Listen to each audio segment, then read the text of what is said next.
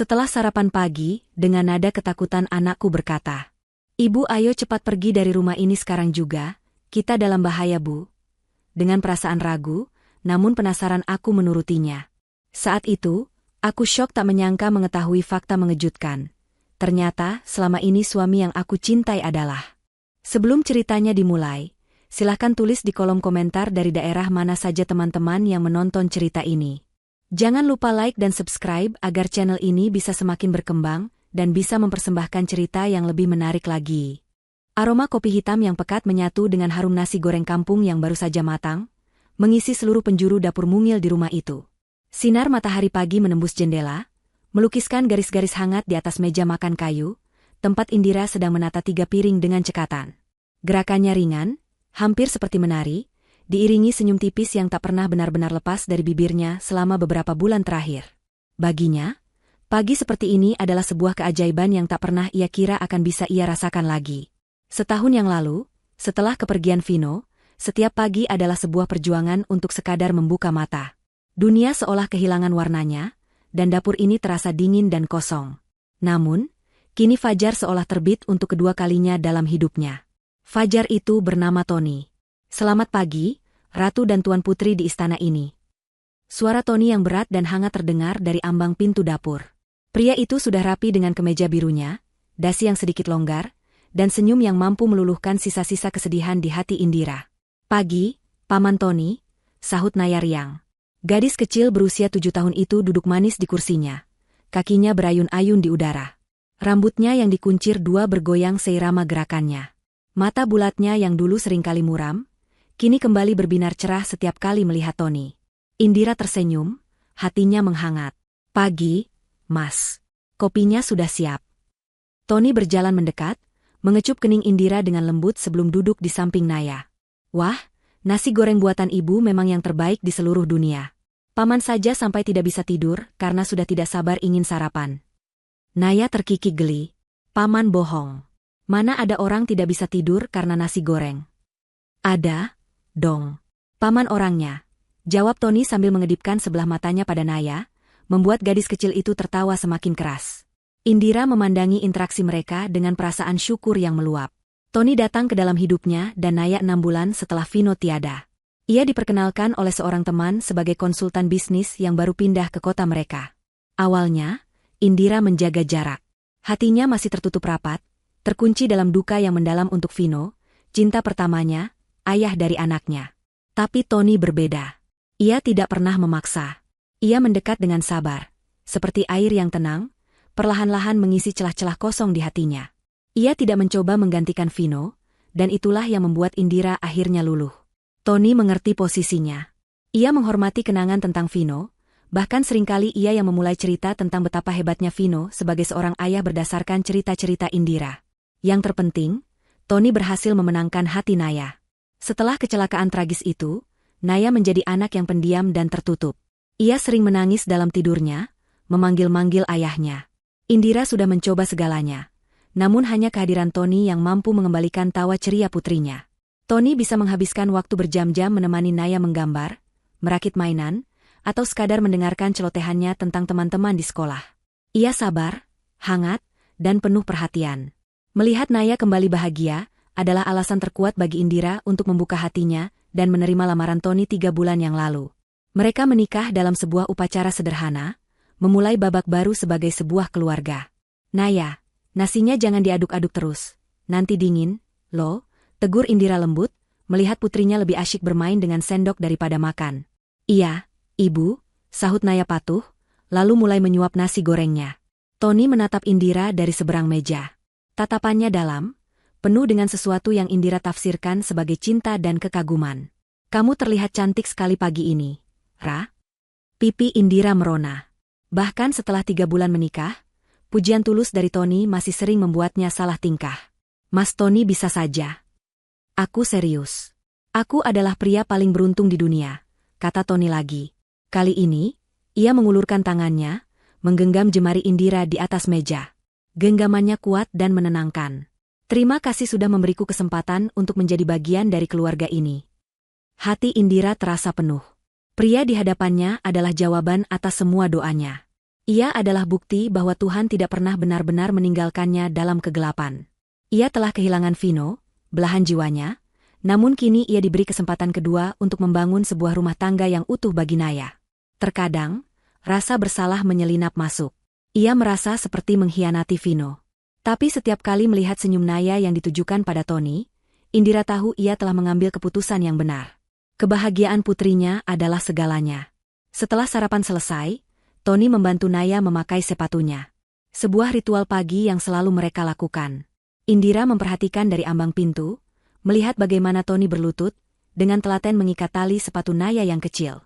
Pemandangan itu mengingatkannya pada Vino. Dulu, Vino juga selalu melakukan hal yang sama. Sebuah kenangan manis yang tiba-tiba terasa menyakitkan. Indira cepat-cepat mengusir bayangan itu. Ia tidak boleh terus membandingkan. Tony adalah Tony, dan Vino akan selamanya ada di hatinya. Nah, sudah siap, Tuan Putri. Siap menaklukkan dunia sekolah? Kata Tony ceria seraya berdiri. Naya mengangguk semangat. Siap, Paman. Tony kemudian menghampiri Indira. Aku berangkat dulu, ya. Nanti siang aku telepon. Kalau ada apa-apa, jangan sungkan hubungi aku. Iya, Mas. Hati-hati di jalan, jawab Indira sambil merapikan dasi Tony. Tony tersenyum, lalu mengecup bibir Indira sekilas sebelum berpamitan pada Naya dan berjalan menuju mobilnya. Indira dan Naya melambaikan tangan hingga mobil Tony menghilang di tikungan jalan. Pagi itu berjalan seperti pagi-pagi sempurna lainnya. Rumah terasa hangat, perut terasa kenyang, dan hati terasa damai. Setidaknya, itulah yang Indira rasakan. Ia berbalik, hendak mengajak Naya masuk untuk bersiap-siap diantar ke sekolah. Namun, ia melihat putrinya masih berdiri terpaku di teras, menatap ke arah jalan tempat mobil Tony menghilang. Wajahnya yang tadi ceria kini tampak pucat. Senyumnya lenyap, digantikan oleh ekspresi aneh yang belum pernah Indira lihat sebelumnya. Itu adalah campuran antara kebingungan dan ketakutan yang mendalam. Naya? Sayang, kenapa? Tanya Indira lembut sambil berjongkok untuk menyejajarkan tingginya. Ia menyentuh pipi Naya yang terasa dingin. Naya tidak langsung menjawab. Matanya yang bulat mengerjap beberapa kali, seolah baru saja tersadar dari lamunan yang buruk. Ia menatap ibunya, benar-benar menatapnya dengan intensitas yang membuat Indira sedikit merinding. Tangan mungilnya terangkat, mencengkeram lengan Indira dengan kekuatan yang mengejutkan untuk anak seusianya. Ibu, bisik Naya. Suaranya kecil dan bergetar, nyaris tidak terdengar. Iya, sayang, ada apa? Naya menelan ludah. Matanya mulai berkaca-kaca. Ia mendekatkan wajahnya ke telinga Indira, seolah takut ada orang lain yang mendengar. Kemudian, ia membisikkan kalimat yang meruntuhkan seluruh dunia damai yang baru saja Indira bangun. Ibu, ayo kita pergi dari rumah ini, sekarang. Indira mengerutkan kening, bingung. Pergi? Pergi kemana? Nak, kita kan mau ke sekolah. Bukan, desak Naya. Cengkeramannya semakin kuat. Kita harus pergi jauh-jauh dari sini. Paman Tony bukan orang baik. Kita dalam bahaya besar, Ibu. Ketakutan dalam suara Naya begitu nyata, begitu murni, hingga membuat bulu kuduk Indira berdiri. Ini bukan rengekan anak kecil yang tidak mau sekolah. Ini adalah sesuatu yang lain. Sesuatu yang gelap dan menakutkan telah menyentuh putrinya, dan Indira sama sekali tidak tahu apa itu. Pagi yang sempurna itu pecah berkeping-keping, digantikan oleh kebingungan dan firasat buruk yang mulai merayap di dalam hatinya. Dunia Indira seolah berhenti berputar.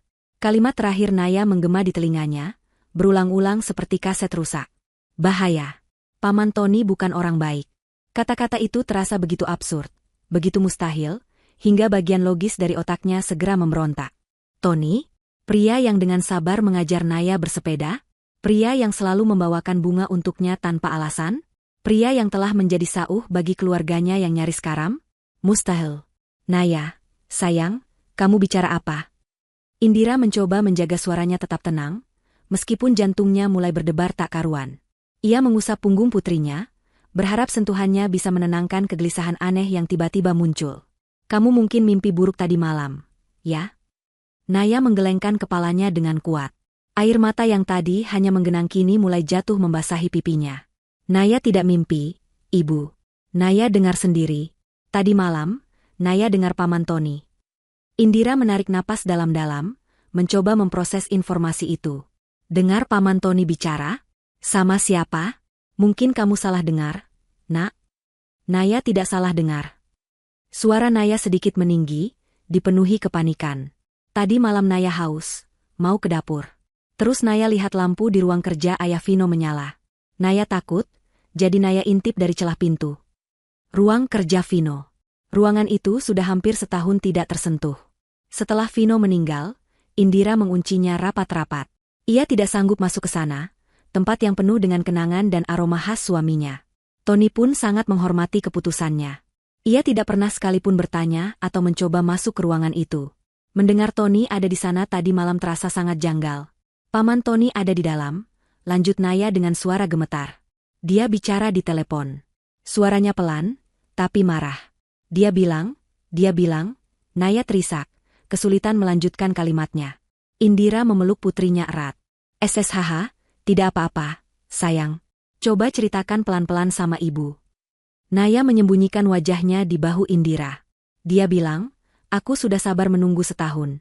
Sebentar lagi, istri dan anaknya akan menyusul Vino ke surga. Aku hanya perlu menemukan bukti itu dulu. Setiap kata yang diucapkan Naya terasa seperti tusukan jarum es ke jantung Indira.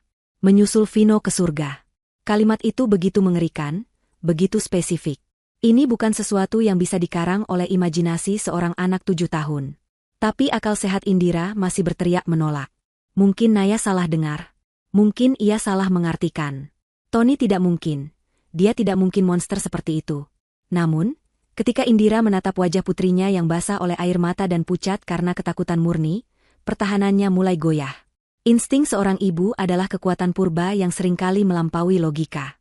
Dan saat ini, instingnya berteriak bahwa putrinya tidak berbohong. Ada bahaya yang sangat nyata sedang mengintai mereka. Tanpa berpikir panjang lagi, Indira membuat keputusan. Ia tidak tahu apakah Naya benar 100%, tapi ia tidak akan mengambil risiko. Keselamatan Naya adalah prioritas utamanya. Baiklah, kata Indira dengan suara tegas yang dibuat-buat untuk menyembunyikan getaran di dalamnya. Kita pergi sekarang. Ia tidak masuk untuk mengambil pakaian atau barang berharga. Ia hanya menyambar tas tangannya yang tergeletak di meja teras, memastikan dompet dan ponselnya ada di dalam, lalu menggandeng tangan Naya menuju garasi. Ia membuka pintu mobil dengan tergesa, memasangkan sabuk pengaman untuk Naya, lalu menyalakan mesin. Saat mobil mundur keluar dari halaman rumah, Indira melirik ke rumah mereka. Rumah yang tadinya terasa seperti surga yang aman, kini terlihat seperti sarang predator yang mengancam. Di dalam mobil, keheningan mencekam. Indira mengemudi tanpa tujuan, hanya mengikuti jalanan menjauh dari komplek perumahan mereka. Pikirannya berkecamuk. Ia mencoba menyusun kepingan-kepingan puzzle yang dilemparkan Naya padanya. Tony di ruang kerja Vino. Tony mencari sebuah bukti. Tony merencanakan kematian mereka. Semua terdengar seperti plot film thriller, bukan kenyataan hidupnya. Ia melirik Naya dari kaca spion. Gadis kecil itu duduk diam di kursi belakang, memeluk boneka beruangnya erat-erat. Matanya menatap kosong keluar jendela. Trauma dan ketakutan jelas tergambar di wajah mungilnya. Hati Indira terasa sakit. Apapun kebenarannya, Naya tidak seharusnya mengalami hal ini. Setelah mengemudi selama hampir 1 jam, Indira menepikan mobilnya di sebuah taman kota yang sepi. Ia perlu menenangkan diri dan berpikir jernih. Ia mematikan mesin dan berbalik menghadap Naya. Sayang, panggilnya lembut. Sekarang kita sudah aman. Coba ceritakan lagi ke ibu, apalagi yang Paman Tony katakan? Apa dia menyebutkan sesuatu tentang bukti itu? Naya mengangguk pelan. Waktu di telepon, Paman Tony marah-marah soal kotak musik. Kening Indira berkerut. Kotak musik. Iya, kotak musik kayu punya Naya. Yang dari ayah Vino. Jantung Indira berdetak lebih kencang. Kotak musik itu adalah hadiah terakhir dari Vino untuk ulang tahun Naya yang ke-6, hanya beberapa minggu sebelum kecelakaan itu. Kotak kayu sederhana dengan ukiran bunga lili di atasnya, memainkan melodi lagu, Bunda, saat dibuka. Vino membuatnya sendiri. Saat memberikannya, Vino berpesan pada Naya, jaga baik-baik ya, nak. Kalau suatu saat ayah tidak ada, lagu di dalamnya akan selalu menjagamu. Waktu itu, Indira menganggapnya hanya sebagai kalimat manis seorang ayah. Tapi sekarang, kalimat itu terasa memiliki makna yang lebih dalam. Paman Tony bilang apa soal kotak musik itu? Desak Indira. Dia bilang, benda itu pasti ada di dalam kotak musik sialan itu. Aku sudah membongkarnya, tapi tidak ada apa-apa. Di mana Vino menyembunyikannya? Cerita Naya, menirukan nada marah Tony. Indira terkesiap. Ia teringat sesuatu. Kemarin sore, saat ia sedang memasak, ia melihat Tony masuk ke kamar Naya. Ketika ia bertanya sedang apa, Tony menjawab ia hanya ingin merapikan beberapa mainan Naya yang berserakan. Indira tidak menaruh curiga sama sekali. Sekarang ia sadar, Tony pasti sedang mencari kotak musik itu. Dan kotak musik itu, untungnya selalu Naya bawa kemana-mana di dalam tas sekolahnya. Benda itu ada di dalam mobil bersama mereka saat ini. Sebuah gambaran mengerikan mulai terbentuk di benak Indira. Tony menikahi dirinya bukan karena cinta. Ia menikahi Indira untuk mendapatkan akses ke rumah ini, ke barang-barang peninggalan Vino. Ia mendekati Naya bukan karena sayang, tapi untuk mencari sesuatu yang ia yakini disembunyikan oleh Vino. Sesuatu yang ada di dalam kotak musik Naya. Sesuatu yang begitu penting hingga ia rela membunuh untuk mendapatkannya. Tiba-tiba, ponsel di dalam tasnya bergetar hebat. Indira meraihnya dengan tangan gemetar. Nama, Mas Tony, tertera di layar.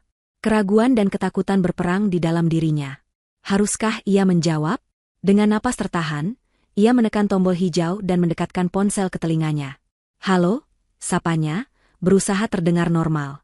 Indira, sayang, ya Tuhan, akhirnya kamu angkat juga. Kamu dan Naya di mana? Aku telepon ke rumah tidak ada yang angkat. Aku jadi cemas sekali. Suara Tony terdengar persis seperti yang seharusnya. Penuh kepanikan dan kekhawatiran seorang suami dan ayah. Begitu meyakinkan, hingga sesaat Indira kembali ragu. Mungkinkah Naya benar-benar salah dengar? Maaf, Mas. Kami hanya sedang jalan-jalan sebentar. Naya tiba-tiba ingin makan es krim di taman. Dalih Indira, menyebutkan nama taman lain yang berada di seberang kota. Hening sejenak di seberang sana.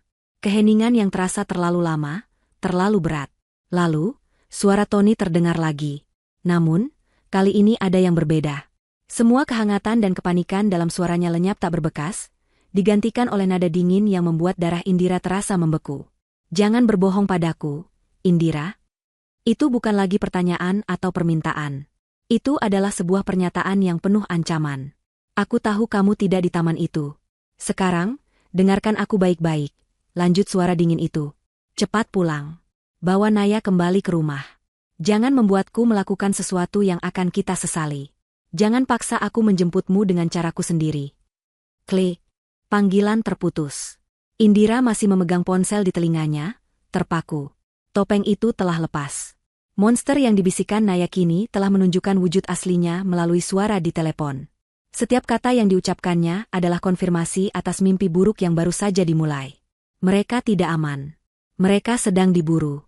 Dan pria yang selama ini tidur di sampingnya, yang ia kira adalah penyelamatnya, ternyata adalah iblis yang berencana mengirimnya dan putri satu-satunya untuk menyusul suaminya ke alam baka. Ponsel itu terlepas dari genggamannya yang lemas, jatuh ke lantai mobil tanpa suara. Ketakutan kini telah berganti menjadi teror yang mematikan. Ponsel yang terjatuh di lantai mobil seolah menjadi penanda dimulainya babak baru kehidupan Indira. Babak yang ia tidak pernah minta, di mana ia bukan lagi seorang istri yang berduka atau seorang ibu yang membangun kembali keluarganya, melainkan seorang buronan. Teror yang ditawarkan oleh suara dingin Tony di telepon begitu absolut, hingga melumpuhkan seluruh sistem sarafnya. Selama beberapa menit yang terasa seperti selamanya, ia hanya bisa duduk terpaku di kursi pengemudi, menatap kosong ke depan. Taman kota yang tadi tampak tenang kini terasa mengancam. Setiap pohon seolah memiliki mata, setiap embusan angin seolah membisikkan namanya. Ibu. Suara Naya yang lirih dan penuh kekhawatiran berhasil menembus selubung kepanikan Indira. Ibu tidak apa-apa. Indira tersentak. Ia menoleh ke belakang dan melihat sepasang mata bulat putrinya menatapnya dengan cemas. Wajah mungil itu adalah tamparan keras bagi Indira. Ia tidak punya waktu untuk hancur. Ia tidak punya kemewahan untuk menyerah pada rasa takut. Ada seorang anak perempuan yang bergantung sepenuhnya padanya. Naya adalah alasannya untuk bernapas. Dan sekarang, Naya adalah alasannya untuk berjuang. Dengan energi baru yang lahir dari keputusasaan, Indira kembali menegakkan tubuhnya. Ia meraih ponselnya, mengabaikan retakan tipis di layarnya. Pikirannya mulai bekerja cepat, memetakan pilihan. Mereka tidak bisa terus berada di mobil. Mereka butuh tempat berlindung, tempat di mana Tony tidak akan berpikir untuk mencari mereka. Rumah orang tuanya di luar kota adalah pilihan pertama yang terlintas. Namun ia segera menepisnya. Tony tahu alamat mereka. Itu akan menjadi tempat pertama yang ia datangi, dan Indira tidak akan pernah membahayakan nyawa ayah dan ibunya. Hotel atau motel juga terlalu berisiko. Tony punya uang dan mungkin koneksi. Melacak transaksi kartu kredit atau menyebar orang untuk mencari mobilnya tidak akan sulit bagi pria yang sudah merencanakan semua ini selama lebih dari setahun. Ia butuh seseorang yang ia percaya. Seseorang yang dekat, namun tidak terduga. Seseorang yang sudah mengenalnya jauh sebelum Tony masuk ke dalam hidupnya. Hanya ada satu nama yang muncul di benaknya, Rina. Rina adalah sahabatnya sejak kuliah. Mereka melewati suka dan duka bersama. Rina adalah orang pertama yang ia telepon sambil menangis histeris saat Vino kecelakaan. Rina juga yang dengan sabar menemaninya melewati hari-hari tergelapnya, membawakannya makanan meski Indira tidak mau makan, memaksanya keluar rumah meski Indira hanya ingin mengurung diri. Rina mengenal Tony, tapi hanya sebatas sebagai pria baik yang berhasil menyembuhkan luka sahabatnya. Rumah Rina adalah pilihan terbaik. Jaraknya hanya 30 menit dari taman itu. Naya, dengarkan ibu, kata Indira, suaranya kini terdengar lebih mantap. Kita akan pergi ke rumah Tante Rina. Ingat, kan? Di sana kita akan aman. Tapi Naya harus janji sama ibu, jangan ceritakan apapun pada siapapun. Mengerti? Naya mengangguk patuh, raut wajahnya sedikit lebih tenang melihat ibunya kembali mengambil kendali. Indira menyalakan mesin mobil. Perjalanan menuju rumah Rina terasa seperti perjalanan terpanjang dalam hidupnya. Setiap spion yang memantulkan mobil lain di belakangnya membuat perutnya mulas. Apakah itu Tony? Apakah ia diikuti? Ia sengaja mengambil jalan-jalan kecil yang memutar, beberapa kali berbelok mendadak hanya untuk memastikan tidak ada yang membuntutinya. Paranoia mencengkeramnya erat. Kini, setiap kenangan tentang Tony berkelebat di benaknya, namun dengan filter yang baru dan mengerikan. Ia teringat betapa bersemangatnya Tony saat membantunya pindahan. Tony sendiri yang menawarkan diri untuk mengemas barang-barang Vino dan menyimpannya di gudang. Apakah saat itu ia sedang mencari sesuatu? Ia teringat percakapan-percakapan mereka tentang masa lalu Vino. Tony selalu tampak begitu simpatik. Namun sekarang Indira sadar, pria itu hanya sedang menggali informasi. Setiap kebaikannya, setiap senyumnya, setiap pelukannya, semuanya adalah kebohongan yang dirancang dengan sempurna. Ia merasa bodoh, naif, dan marah.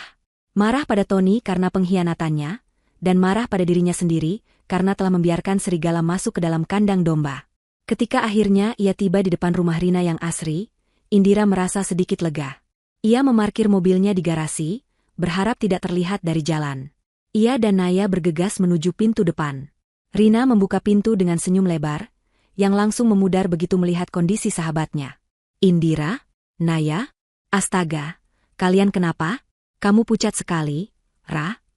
Tanpa sepatah kata pun, Indira menerobos masuk dan langsung memeluk Rina erat. Tangis yang sedari tadi ia tahan akhirnya pecah. Ia terisak hebat di bahu sahabatnya, melepaskan semua ketakutan, kebingungan, dan keputusasaan yang membuncah di dadanya. Naya berdiri di sampingnya, memegangi ujung bajunya dengan erat. Rina, meskipun bingung, membalas pelukan itu dan mengusap punggung Indira. Sudah, tenang dulu. Ayo masuk, duduk dulu. Naya, Tante punya es krim di kulkas. Mau? Setelah memberikan Naya es krim dan menyalakannya kartun di televisi, Rina membawa Indira ke dapur. Ia memberikan segelas air putih pada sahabatnya yang masih sesenggukan. Sekarang, coba cerita. Ada apa sebenarnya? Tanya Rina dengan suara lembut. Dengan suara terpatah-patah, Indira menceritakan semuanya.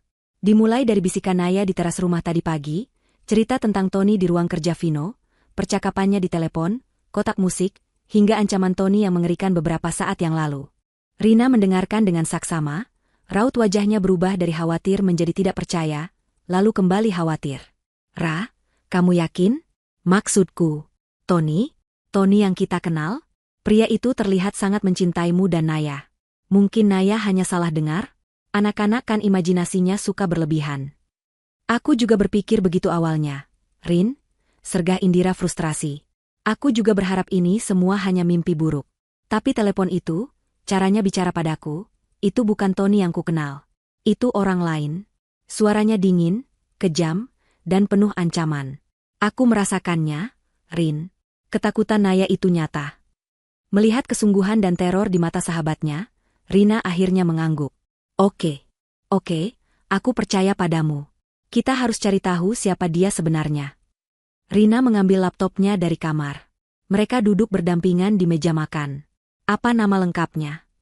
Tony Wijoyo, jawab Indira. Nama yang sekarang terasa asing dan palsu di lidahnya. Rina mengetikkan nama itu di mesin pencari. Hasilnya nihil. Hanya ada beberapa profil di media sosial dengan nama yang sama, tetapi tidak ada satupun yang cocok dengan wajah Tony. Pria itu seolah tidak memiliki jejak digital. Tidak ada akun Facebook, Instagram, atau bahkan LinkedIn. Di zaman sekarang, hal itu sangat aneh dan mencurigakan. Dia seperti hantu, gumam Rina sambil terus mencari.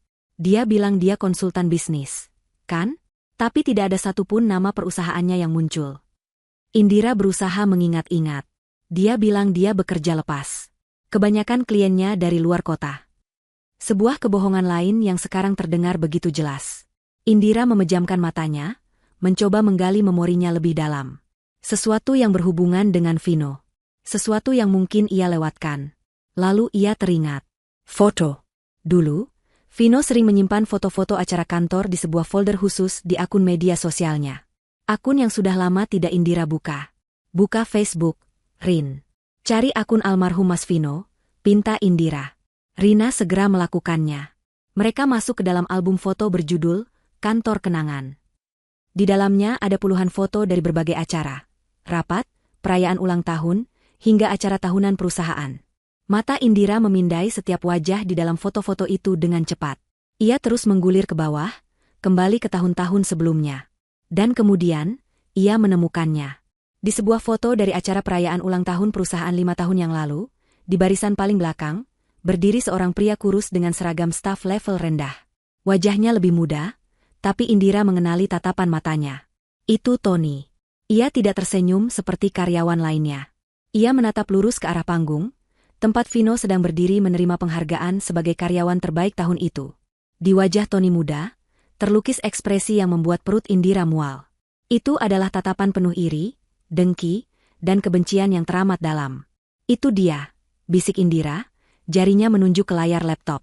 Rina membelalakan matanya. Ya Tuhan, jadi dia berbohong selama ini.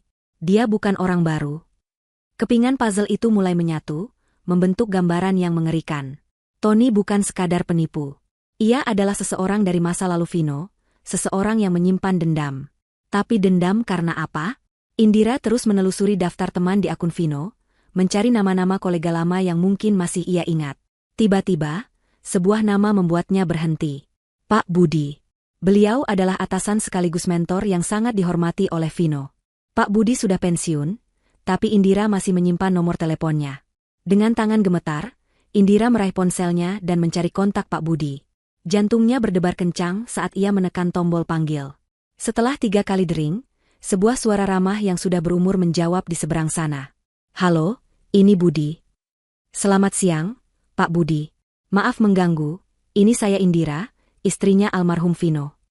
Oh, Indira. Ya, tentu saja saya ingat. Apa kabar? Enduk? Sudah lama sekali. Ada apa? Indira menarik napas panjang. Begini, Pak. Saya hanya ingin bertanya sesuatu yang mungkin agak aneh. Dulu di kantor, apakah Bapak kenal dengan seseorang yang bernama Tony?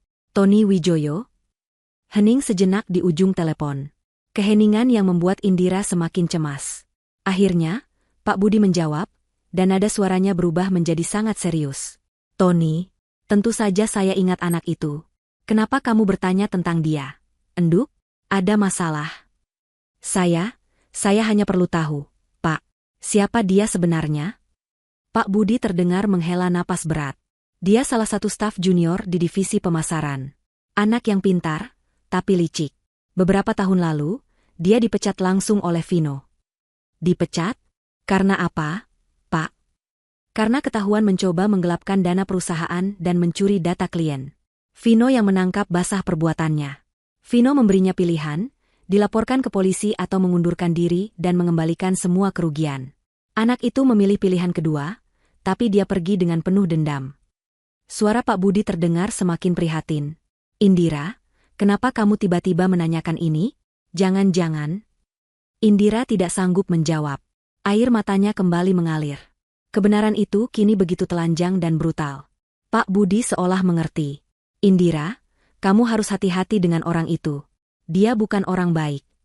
Pak Budi berhenti sejenak, seolah ragu untuk melanjutkan, sebelum akhirnya mengucapkan kalimat yang menjadi paku terakhir di peti mati semua keraguan Indira.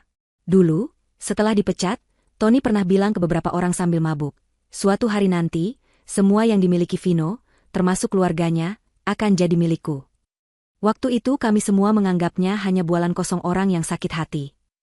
Ponsel itu terlepas dari genggaman Indira untuk kedua kalinya hari itu. Kali ini, ponsel itu jatuh ke pangkuannya. Layarnya masih menyala menampilkan panggilan yang sudah terputus dari Pak Budi. Kalimat terakhir dari pria tua itu berputar-putar di kepalanya tanpa henti. "Semua yang dimiliki Vino, termasuk keluarganya, akan jadi milikku." Itu bukan bualan orang mabuk. Itu adalah sebuah sumpah. Sebuah rencana jangka panjang yang dingin dan penuh perhitungan. Tony telah merencanakan ini selama bertahun-tahun. Pernikahannya, kasih sayangnya pada Naya, semua kebaikannya, hanyalah bagian dari sebuah sandiwara besar untuk membalaskan dendamnya pada Vino. Dan bagian terakhir dari balas dendam itu adalah dengan mengambil alih semua milik Vino, lalu menyingkirkan pewaris yang sah, Indira dan Naya. Napas Indira terasa sesak, seolah ada tangan tak kasat mata yang mencekik lehernya. Ruangan dapur Rina yang hangat tiba-tiba terasa dingin dan menyempit. "Ra? Indira?" Suara Rina yang cemas membuyarkan lamunannya. Sahabatnya itu mengguncang bahunya dengan lembut. "Apa katanya? Apa kata Pak Budi?" Indira mengangkat kepalanya, menatap Rina dengan mata yang kosong. Dia sudah merencanakan ini sejak lama, Rin. Sejak dia dipecat oleh Mas Vino. Dia ingin merebut semuanya. Rina menutup mulutnya dengan tangan, matanya membelalak ngeri. Ya Tuhan, orang itu benar-benar psikopat. Kepanikan yang tadi sempat mereda kini kembali dengan kekuatan penuh, namun kali ini berbeda. Jika tadi adalah kepanikan seekor mangsa yang baru sadar diburu, kini kepanikan itu bercampur dengan amarah yang membara. Amarah karena telah dibodohi sedemikian rupa. Amarah karena Tony telah menodai kenangan suaminya dan menggunakan putrinya sebagai pion dalam permainan kejinya. Tidak, Indira tidak akan membiarkan pria itu menang. Ia tidak akan menjadi korban pasif dalam rencananya. Ia harus melawan.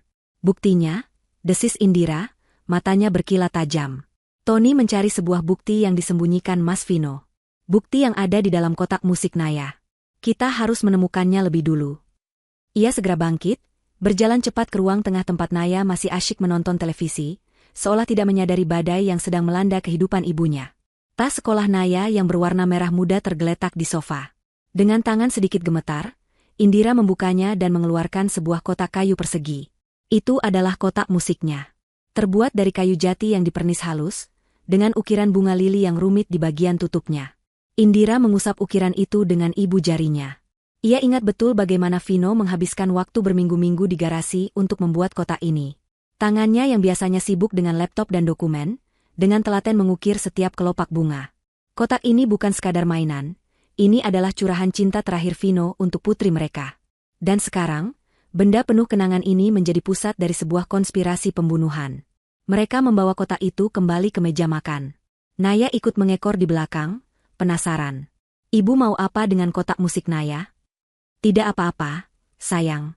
Ibu dan Tante Rina hanya ingin melihatnya sebentar," jawab Indira menenangkan. Ia meletakkan kotak itu di atas meja. Untuk sesaat, mereka bertiga hanya memandanginya dalam diam. Benda itu tampak begitu normal, begitu polos. Sulit dipercaya di dalamnya tersembunyi sebuah rahasia yang bisa membuat seseorang membunuh. Indira membukanya perlahan. Patung balerina kecil di dalamnya mulai berputar, diiringi alunan melodi lagu, Bunda, yang lembut dan familiar. Melodi yang biasanya menenangkan, kini terdengar begitu menakutkan, seolah menjadi lagu pengiring untuk sebuah tragedi. "Kita harus memeriksanya dengan teliti," kata Rina. Mereka mulai bekerja. Rina mengambil senter kecil, menyorot ke setiap sudut di dalam kotak. Indira mengetuk-ngetuk setiap sisi kayu, mencoba mendengar jika ada bagian yang kopong. Mereka menekan-nekan ukiran bunga, berharap salah satunya adalah tombol rahasia. Mereka bahkan mencoba mencungkil lapisan bludru merah di bagian dasarnya. Hasilnya nihil. Kotak itu tampak kokoh dan solid. Tidak ada celah, tidak ada tombol, tidak ada petunjuk apapun. Rasa frustrasi mulai menjalari Indira. Apakah Naya salah? Apakah Tony salah? Mungkinkah tidak ada apa-apa di dalam kotak ini? Mungkinkah Vino menyimpannya di tempat lain? Coba ibu ingat-ingat lagi, kata Rina. Apakah Vino pernah mengatakan sesuatu yang spesifik tentang kotak ini? petunjuk sekecil apapun. Indira memejamkan matanya, memaksa otaknya bekerja. Ia memutar kembali kenangan hari ulang tahun Naya. Vino memberikan kotak itu, Naya membukanya dengan gembira, melodi pun mengalun. Lalu Vino mengucapkan kalimat itu, "Jaga baik-baik ya, nak. Kalau suatu saat ayah tidak ada, lagu di dalamnya akan selalu menjagamu." Lagu di dalamnya. Bukan kotaknya. Lagunya. Lagunya, bisik Indira, matanya terbuka. Vino bilang, lagunya yang akan menjaga Naya. Apa maksudnya? Tanya Rina bingung. Indira sendiri tidak tahu. Ia menatap kotak musik yang lagunya sudah berhenti. Patung balerina itu kembali diam. Dengan putus asa, ia memutar kembali engkol di samping kotak itu, dan melodi yang sama kembali terdengar. Mereka mendengarkannya sampai selesai. Tidak terjadi apa-apa.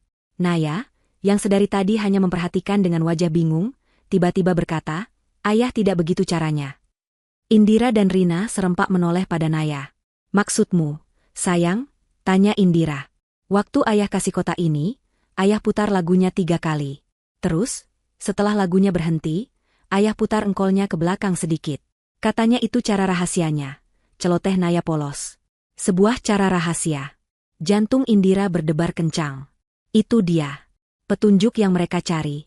Sesuatu yang hanya diketahui oleh seorang anak kecil, terlalu sepele untuk diingat oleh orang dewasa, namun menjadi kunci dari segalanya. Dengan harapan yang kembali menyala, Indira melakukan persis seperti yang dikatakan Naya. Ia memutar lagu itu hingga selesai, 1 kali, 2 kali, 3 kali.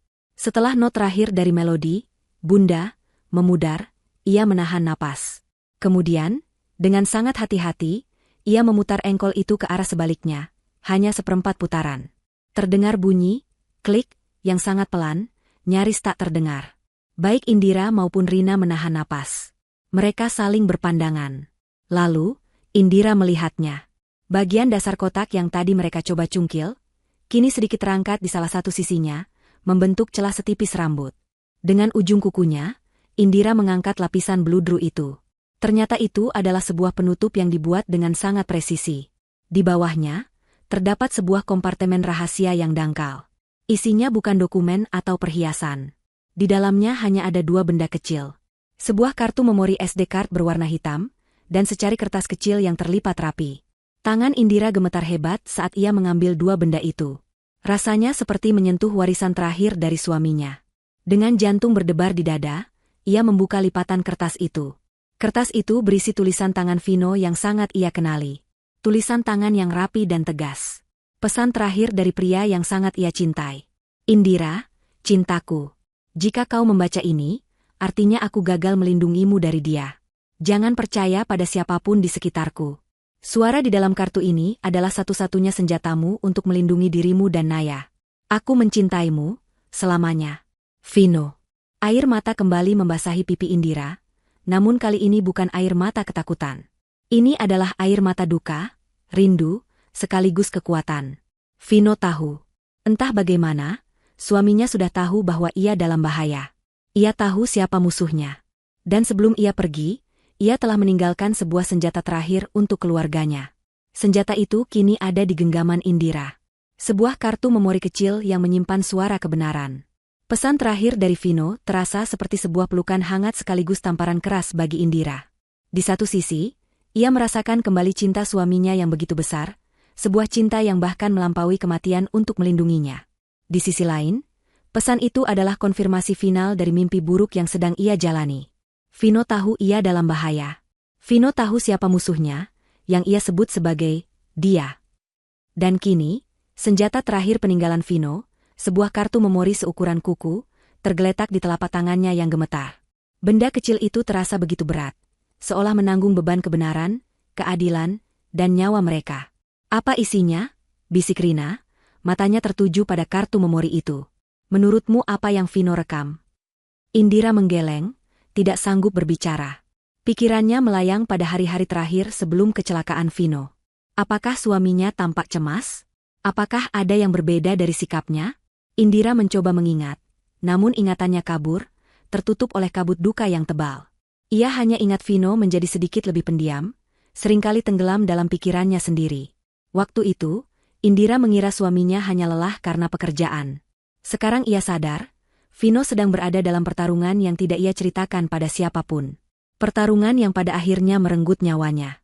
Kita harus mendengarkannya, kata Indira, suaranya serak. Keputusan itu terasa seperti melompat dari tebing tanpa tahu apa yang ada di bawahnya.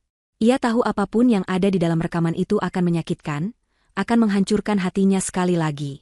Tetapi, ia juga tahu bahwa ia harus mendengarnya. Ia berutang pada Vino, dan ia butuh kekuatan untuk melindungi Naya. Rina mengangguk mengerti. Laptopku punya slot untuk kartu memori. Ayo. Mereka kembali ke meja makan. Naya, yang sedari tadi memperhatikan dengan diam, kini mendekat. Ibu, itu apa? Tanyanya sambil menunjuk kartu memori di tangan Indira. Indira menatap putrinya, berusaha tersenyum meski hatinya terasa seperti diremas. Ini pesan dari ayah, sayang. Ibu harus mendengarkannya, ya? Naya mengangguk pelan, seolah mengerti kesakralan momen itu. Ia menarik sebuah kursi dan duduk di samping ibunya, memegang tangan Indira dengan erat, memberikan kekuatan dalam diam. Dengan tangan yang masih gemetar, Indira memasukkan kartu memori itu ke dalam slot di samping laptop Rina. Sebuah tindakan sederhana yang terasa begitu monumental. Beberapa detik kemudian, sebuah folder muncul di layar. Di dalamnya hanya ada satu file. Sebuah file audio dengan nama yang membuat jantung Indira berhenti sejenak, untuk _Indira_ dan _Naya. Indira menarik napas panjang, mengumpulkan seluruh sisa keberaniannya. Ia mengarahkan kursor ke file itu. Di sampingnya, Rina menggenggam bahunya, sementara di sisi lain, genggaman tangan Naya semakin erat. Dengan satu klik, ia membuka file itu. Keheningan. Selama beberapa detik pertama, yang terdengar hanyalah suara statis yang berdesis. Lalu, perlahan-lahan, suara latar mulai terdengar. Suara pendingin ruangan, ketukan jari di atas meja, helaan napas yang berat. Itu suara napas Vino. Indira akan mengenalinya dimanapun. Mendengarnya lagi setelah setahun terasa seperti hantaman godam di dadanya. Begitu nyata, begitu hidup. Air mata mulai mengalir tanpa bisa ia cegah. Kemudian, suara Vino terdengar. Jelas dan tegas. Terima kasih sudah datang, Tony. Jantung Indira mencelos. Jadi, rekaman ini adalah pertemuan terakhir mereka. Vino pasti sudah tahu ia akan dijebak, dan ia sengaja merekamnya. Suara Tony terdengar di rekaman itu, terdengar santai dan sedikit arogan. Tentu saja, bos. Ada apa memanggilku ke ruanganmu selarut ini? Merindukanku? Aku tidak punya waktu untuk basa-basimu, jawab Vino, nadanya datar dan dingin. Aku tahu semua yang kau lakukan. Skema pencucian uang melalui proyek fiktif di Kalimantan. Penggelapan dana melalui faktur palsu. Semuanya. Terdengar suara tawa kecil dari Tony. Tawa yang sama yang sering Indira dengar di meja makan. Tawa yang tadinya terdengar hangat, kini terdengar begitu mengerikan. Wow, kau benar-benar bekerja keras, ya? Tapi sayang sekali, Vino, kau tidak punya bukti apapun. Oh, ya? Suara Vino terdengar tenang. Terdengar bunyi lembaran kertas yang diletakkan di atas meja. Ini adalah salinan transfer dana ke rekening pribadimu di luar negeri. Ini rekaman percakapanmu dengan pemasok fiktif yang kau buat. Dan ini adalah kesaksian dari 3 orang di bagian keuangan yang kau paksa untuk memalsukan laporan. Aku punya semuanya, Tony. Semua bukti yang kubutuhkan untuk mengirimu ke penjara selama 20 tahun. Keheningan total dalam rekaman itu selama beberapa detik. Indira bisa membayangkan wajah Tony yang sombong berubah menjadi pucat pasi. Apa maumu? Tanya Tony akhirnya, suaranya tidak lagi santai. Ada nada terdesak di dalamnya. Aku ingin kau menandatangani surat pengakuan ini, jawab Vino. Dan kau kembalikan setiap sen yang kau curi dari perusahaan ini. Setelah itu, pergilah sejauh mungkin dan jangan pernah menunjukkan wajahmu lagi di kota ini. Aku memberimu kesempatan untuk tidak membusuk di penjara. Lakukan ini demi keluargamu. Keluargaku? Suara Tony terdengar seperti desisan ular. Kau bicara tentang keluarga? Kau, yang punya segalanya? Rumah besar, istri cantik, anak yang lucu. Sementara aku harus berjuang untuk setiap receh, dipermalukan di depan semua orang, dipecat olehmu hanya karena kesalahan kecil. Itu bukan kesalahan kecil, Tony. Kau mencuri. Dan aku melindungimu dari hukuman penjara. Balas Vino, suaranya mulai meninggi. Melindungiku? Kau menghancurkanku, teriak Tony. Tiba-tiba, suara di rekaman itu menjadi kacau. Terdengar suara kursi yang didorong ke belakang dengan kasar, disusul suara benturan keras. Indira memekik tertahan. Rina memeluknya erat. Naya menyembunyikan wajahnya di lengan ibunya. Arg! Itu adalah suara rintihan kesakitan Vino. Terdengar suara terengah-engah, seperti dua orang sedang bergulat. Lalu, suara gedebuk yang lebih keras, seolah tubuh seseorang terbanting ke lantai. Semuanya kemudian menjadi sunyi, hanya menyisakan suara napas Tony yang terengah-engah. Indira menutup matanya rapat-rapat, tidak ingin membayangkan apa yang baru saja terjadi. Ia sedang mendengarkan detik-detik terakhir suaminya dibunuh. Setelah keheningan yang menyiksa, suara Tony kembali terdengar. Kali ini, suaranya berbeda. Tenang, dingin, dan penuh dengan kemenangan seorang iblis. Ia berbicara seolah sedang berbisik pada Vino yang sudah tidak berdaya. Kau lihat, Vino, kau mungkin pintar, tapi kau terlalu lurus. Kau memberiku kesempatan, dan itu adalah kesalahan terbesarmu. Terdengar jeda sejenak, Tony seolah sedang menikmati momennya. Rencanaku sekarang jauh lebih mudah. Akan ada berita tentang kecelakaan mobil yang tragis menimpamu dalam perjalanan pulang. Sangat disayangkan. Seorang pengusaha sukses meninggal terlalu cepat. Suara Tony terdengar semakin dekat ke alat perekam, seolah ia sedang membungkuk di atas tubuh Vino. Dan setelah itu, setelah masa berkabung yang pantas, aku akan datang sebagai seorang kawan. Aku akan menghibur istrimu yang cantik itu. Aku akan menjadi pahlawan bagi putrimu yang malang. Aku akan membuat mereka bergantung padaku, mencintaiku. Dan semua yang kau miliki, perusahaanmu, rumahmu, semua hartamu, akan jatuh ke tanganku secara perlahan. Indira gemetar hebat, rasa mual naik ke kerongkongannya. Rina menatapnya dengan ngeri. Dan kemudian, Tony mengucapkan kalimat yang paling mengerikan. Kalimat yang menegaskan semua ketakutan Naya. Dan bagian terbaiknya, setelah aku menguasai semuanya, setelah aku bosan bermain sebagai keluarga bahagia, aku akan pastikan istrimu yang cantik dan anak kesayanganmu itu menyusulmu. Aku akan jadi satu-satunya pewaris. Akan ada kecelakaan, kecil lagi, mungkin kebocoran gas, atau remblong. Sangat tragis. Satu keluarga musnah. Tapi jangan khawatir. Aku akan memastikan kalian dikubur berdampingan. Keluarga bahagia kalian akan berkumpul lagi, di neraka. Rekaman itu terus berjalan selama beberapa menit lagi, hanya berisi suara langkah kaki Tony yang menjauh, suara pintu ditutup, lalu kembali keheningan total. Rina dengan cepat menghentikan rekaman itu. Dapur itu kini terasa sedingin ruang mayat. Tidak ada yang bersuara. Naya menangis dalam diam di pelukan Indira. Rina menatap sahabatnya dengan mata berkaca-kaca, tak mampu berkata-kata. Indira melepaskan pelukannya dari Naya. Ia mengusap air matanya dengan punggung tangannya. Sesuatu di dalam dirinya telah berubah. Rasa sakit yang menghancurkan itu masih ada. Tetapi kini ia dilapisi oleh sesuatu yang lain. Sesuatu yang dingin, keras, dan tajam seperti baja. Amarah, kebencian, dan sebuah tekad yang membara. Pria itu tidak hanya membunuh suaminya. Ia telah menari di atas kuburannya. Ia telah memanipulasi dukanya, memanfaatkan kepolosan putrinya, dan tidur di ranjangnya, sambil merencanakan kematian mereka. Indira menatap layar laptop. File audio itu masih ada di sana. Untuk _Indira dan _Naya. Ini bukan hanya pesan terakhir dari Vino. Ini adalah surat wasiat. Ini adalah sebuah senjata. Dan Indira bersumpah pada arwah suaminya, ia akan menggunakan senjata ini untuk menghancurkan monster itu. Permainan petak umpet telah berakhir. Sekarang, perang dimulai. Keheningan yang pekat pasca rekaman kematian itu berakhir terasa lebih memekakan daripada teriakan manapun. Di dapur Rina yang biasanya penuh tawa, kini hanya ada gema dari kekejaman Tony.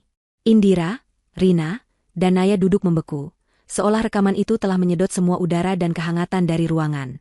Bukti yang mereka cari ada di tangan mereka, sebuah kebenaran yang begitu brutal hingga sulit untuk diterima akal sehat. Tapi kebenaran itu juga datang dengan konsekuensi yang mengerikan. Mereka kini bukan lagi sekadar target keserakahan, melainkan saksi mata yang harus dibungkam selamanya. Kita harus lapor polisi, Ra, kata Rina pertama kali, suaranya bergetar namun tegas. Sekarang juga, bawa rekaman ini. Mereka harus menangkap bajingan itu. Indira menggeleng pelan, matanya masih menatap kosong ke layar laptop. Polisi mana? Rin? Tony bukan orang bodoh. Dia sudah merencanakan ini selama bertahun-tahun. Dia pasti punya rencana cadangan.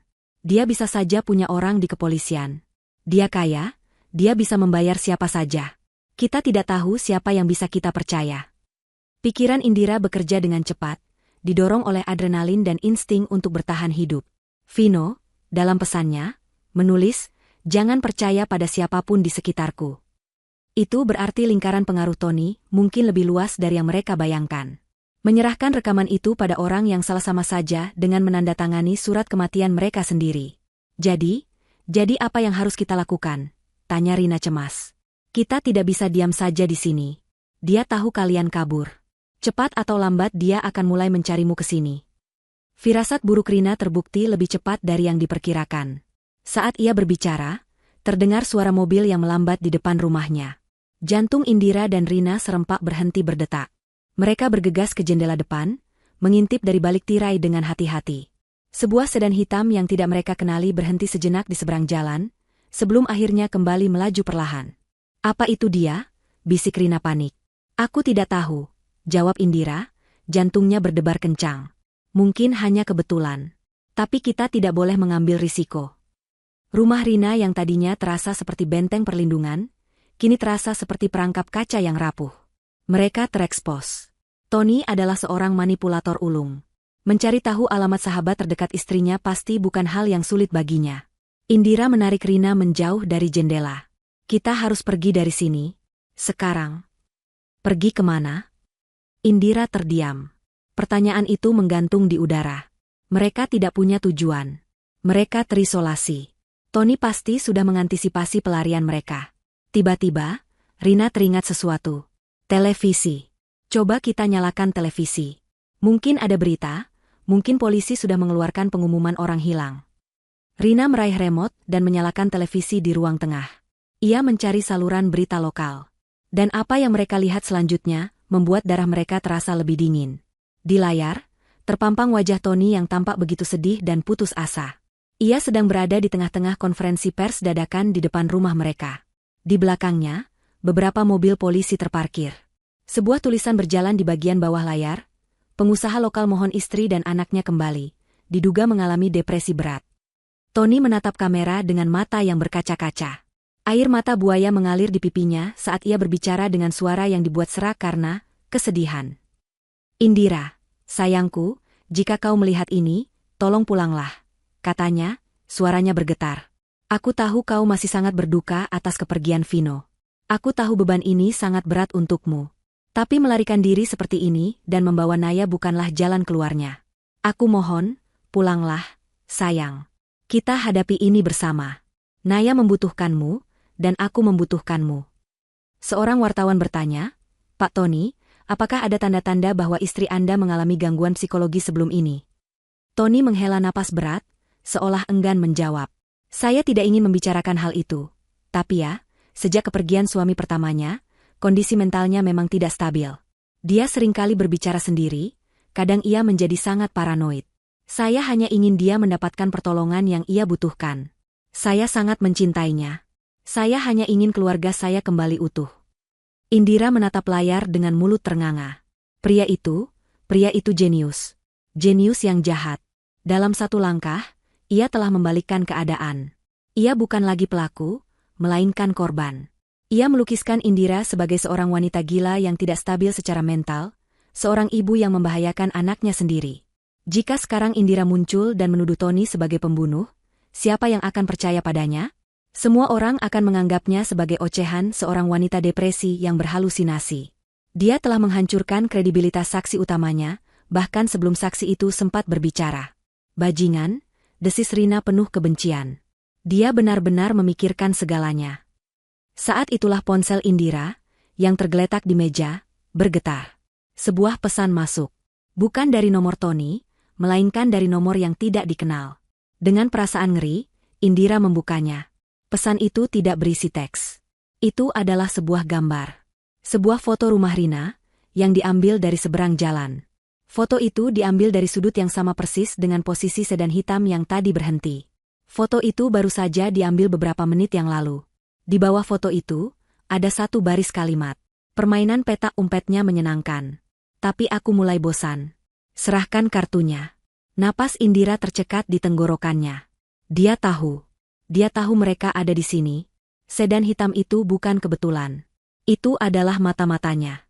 Atau mungkin dia sendiri. Mereka sedang diawasi. Kita harus pergi, jerit Indira panik. Dia tahu kita di sini, Rin. Kita harus pergi sekarang juga. Tanpa membuang waktu, Rina segera mematikan semua lampu. Mereka bergerak dalam kegelapan. Rina mengunci pintu depan, sementara Indira menggendong Naya yang mulai menangis ketakutan. Kita lewat pintu belakang, bisik Rina. Mobilmu di garasi terlalu berisiko. Kita pakai mobilku. Kuncinya ada di dekat pintu. Indira memasukkan laptop Rina ke dalam sebuah tas jinjing. File rekaman itu terlalu berharga untuk ditinggalkan, dan Rina menyambar dompet serta kunci mobilnya.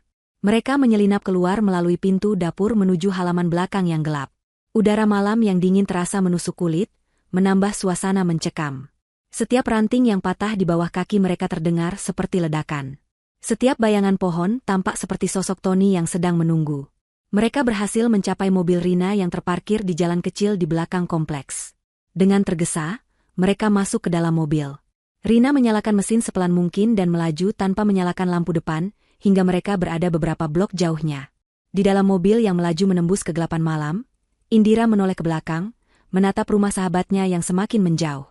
Ia baru saja menyeret satu-satunya orang yang ia percaya ke dalam bahaya yang mematikan. Perasaan bersalah menghantamnya. Maafkan aku, Rin, bisik Indira. Aku sudah membahayakanmu. Rina yang fokus mengemudi, meliriknya sekilas. Jangan bicara omong kosong. Kau sahabatku. Masalahmu adalah masalahku. Ia berhenti sejenak, lalu bertanya dengan nada serius. Sekarang, kemana kita, Ra? Indira menatap kartu memori yang masih ia genggam erat di tangannya. Senjata peninggalan Vino. Tony menginginkan kartu ini. Itu artinya, kartu ini adalah satu-satunya alat tawar yang mereka miliki. Mereka tidak bisa terus berlari. Lari hanya akan menunda kematian. Tony terlalu pintar, terlalu punya banyak sumber daya. Sebuah ide gila dan nekat mulai terbentuk di benak Indira. Jika mereka tidak bisa lari dari sang predator, maka mereka harus memancingnya masuk ke dalam perangkap. Aku tahu harus kemana, jawab Indira, suaranya terdengar lebih tenang, lebih dingin, dan penuh dengan tekad baja. Kita akan berhenti berlari. Saatnya kita yang menentukan aturan mainnya. Mobil Rina melaju cepat menembus jalanan kota yang mulai lengang. Di dalam, keheningan terasa berat, hanya dipecah oleh isak tangis Naya yang tertahan dan suara napas Indira yang cepat dan dangkal. Keputusan telah dibuat. Sebuah keputusan nekat yang lahir dari keyakinan bahwa mereka tidak akan selamat jika hanya terus berlari.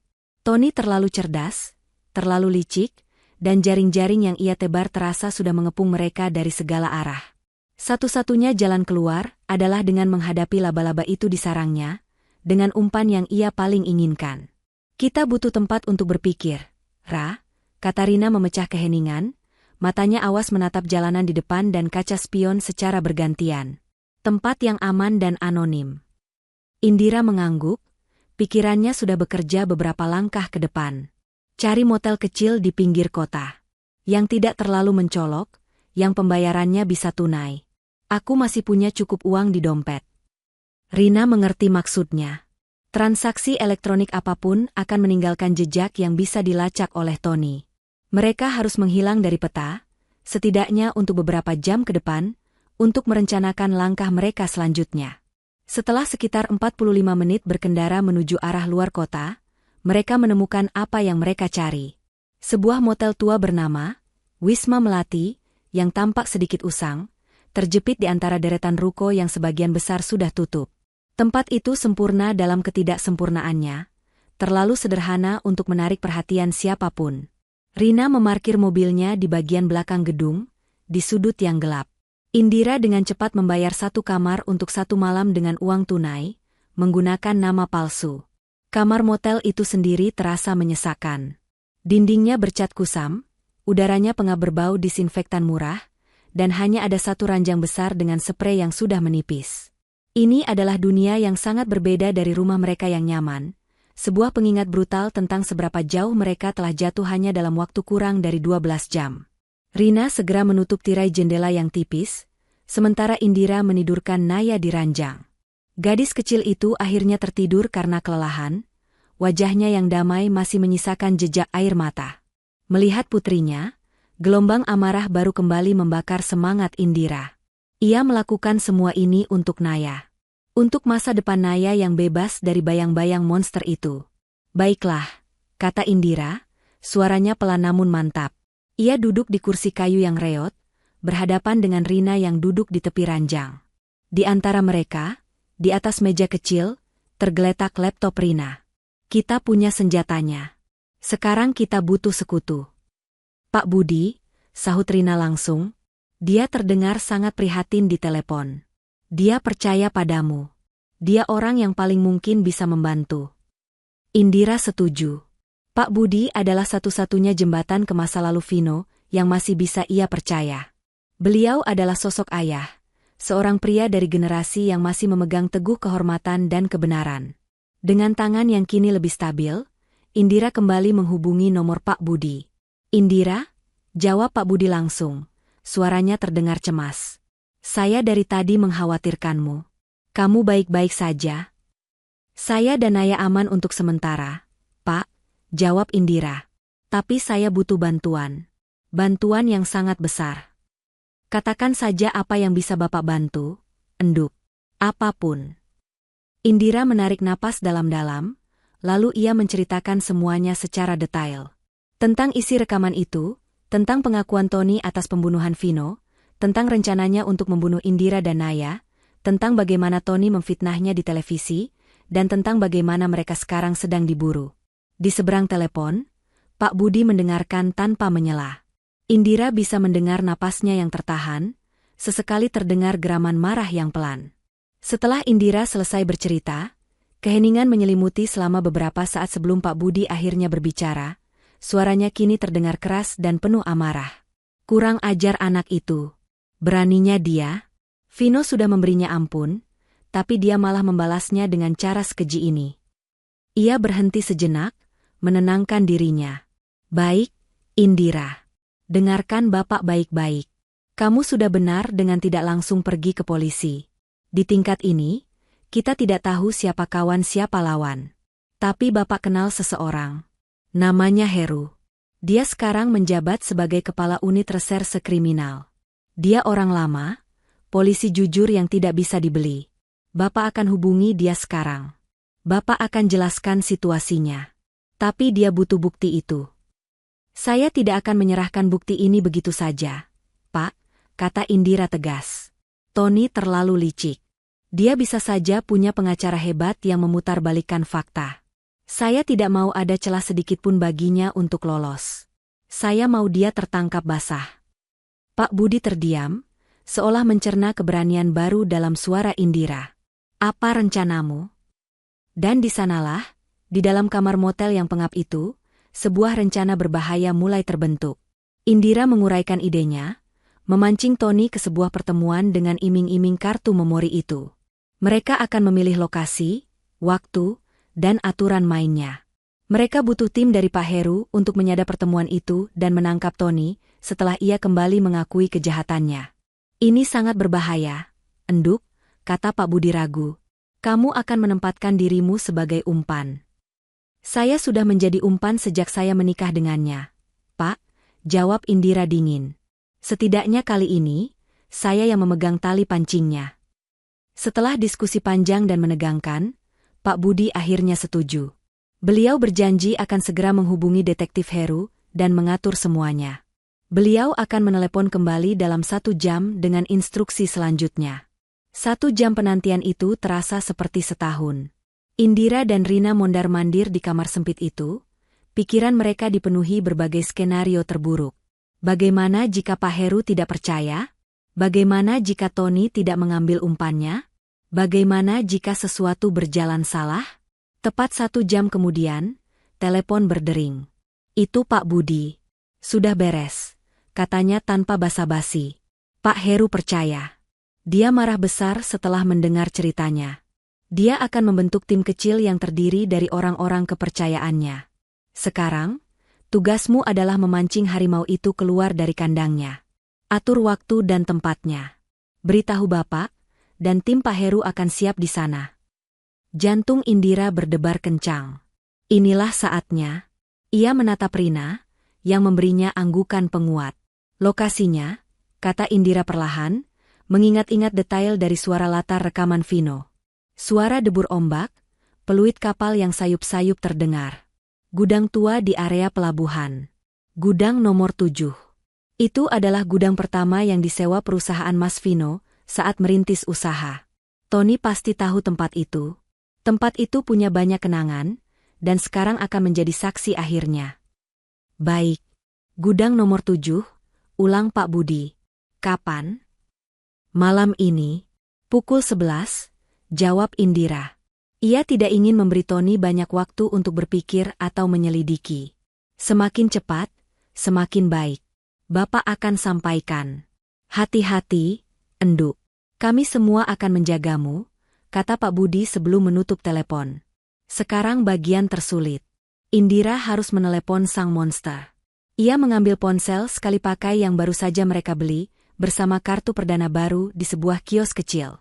Ia tidak akan menggunakan ponselnya sendiri. Ia menekan nomor Tony. Setiap nada sambung terasa seperti dentuman lonceng kematian. Dan kemudian, Tony menjawab. Siapa ini? Tanyanya. Suaranya terdengar tidak sabar dan waspada. Indira menarik napas, memanggil semua bakat akting yang ia miliki. Ia membiarkan suaranya bergetar, terdengar putus asa dan kalah. Mas, ini aku, Indira. Hening sejenak. Lalu terdengar tawa kecil yang arogan. Oh, akhirnya burung kecilku menelepon juga. Sudah lelah bermain petak umpet. HM?